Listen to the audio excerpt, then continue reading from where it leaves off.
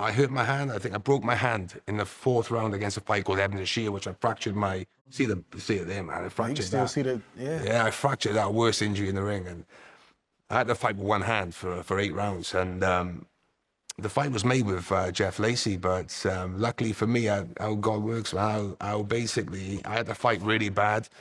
And he was the best, apparently the biggest thing coming through. A lot of height, with the power. Showtime. He was bashing, with Showtime, and I was the opponent for them. But I had other plans, and my father had other plans. So that was what I needed, is finally, after 9 years, 33 years of age, at 9 years of world champ, finally getting a big fight against, American world champion, from the US. And What did you think about him when you sat down and watched Jeff Lacey before you fought him? Yeah, well, I watched him beat Robin Reed, and I thought myself, I struggled with Robin Reed. I think I wasn't 100%, but I thought, he's bashing him up and dropping him. But I'll be honest with you, I'll take you to the story. So 90% of all the press in America and UK said I was going to lose that fight. 90%. I remember that. 90%, I remember the build-up. yeah, 90%. And I'm thinking, but my dad's a great expert on fight. He knew my style. My father knew my style. And he knew fighters that I wouldn't look great against, but he knew fighters that were made for me. And I remember I injured my hand like 10 days before the fight. Oh man, come on. I went to London. I went to Harley Street in London. They gave me a cortisone and said, Joe, you have to rest. You can't fight this fight.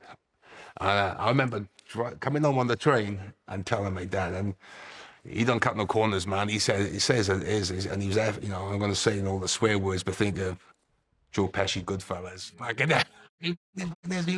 Listen, man. He was for you fighting or not? Sorry? He wanted you to or did not? He said, we got to do it. You're gonna pull out, man. He said, they're gonna call you the biggest chicken. You need to fight this fight. I'm like, that. I'm injured. It's what the doctors say. So anyway, I remember coming in this very ring, and my bless my dad. He was in that ring right there, man. And I remember coming in. He was on his own, and we had a really heart chat. I said, Dad, he said, listen, forget this. Forget what all these experts think, so-called experts say. I'm telling you now, son. And he basically said exactly how the fight was going to play out. So the guy never boxed. All these experts, forget all these experts. I'm telling you now, son, he said, from the first bell to the last bell, you're going to dominate this guy. And he said something really simple. He said, listen, man, forget what he's saying. This guy, he moves about 5 times and throws 1 punch. He said, you throw 5 punches and move once. He said, do the maths. But he said, at the end of the day, he said, listen, son, no matter what, I'm proud of you, but you have to fight this fight. And something clicked in my head when he said that, I want to just be there for my dad, I mean? It's like, I'm proud of you no matter what, but you have to fight this fight. And then we just went ahead, and then the rest is history, man. I went out and did what you said. I'm going to go ahead and say it. Man, you ruined Jeff Lacey, and that's no disrespect to him, but that's how dangerous the sport is. Like, you could one night, and you can never be the same. Yeah. And the aura that he had, the fear factor, that stuff was crushed that night. The Manchester Arena, 12,000 plus fans, and it's in the wee hours of the morning, right? Yeah, or at least it was in the States. Yeah, no, it's 3 a.m. for you guys. Yeah, for us. So I remember watching that fight, and man, you just took it to another gear. Yeah. So even though you hadn't had that marquee fight yet, when I saw that, I'm like, okay, he's got the gears. Yeah. Did you feel like you were clicking from the very beginning? I just felt, man, yeah, 100%. I mean, the training camp, even though I injured my hand, I mean, you see the hills and the mountains around here, the hills, I've done the same since I was a kid, and I timed myself, certain 5K, 6Ks, and I was running at 2 a.m. in the morning. I'd have my Enzo, my dad would be behind me in the car, and I'd be pounding in the freezing cold, and I was taking minutes off my time, and in the gym, I felt great. So to me, it's like, there wasn't an option losing.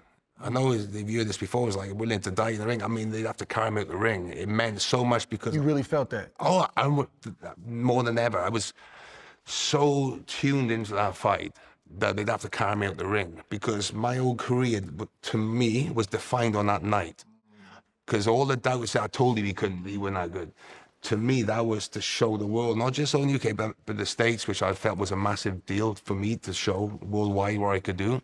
And I was just willing for everything. I had so much, it's hard to explain, a surreal moment where I went in that ring, and from the first second to the last bell, even though I threw so many punches, like I'd done 15, 16 rounds, I would just, I'd probably say that was the peak of how my skills that night, and my fitness, and just the focus as well.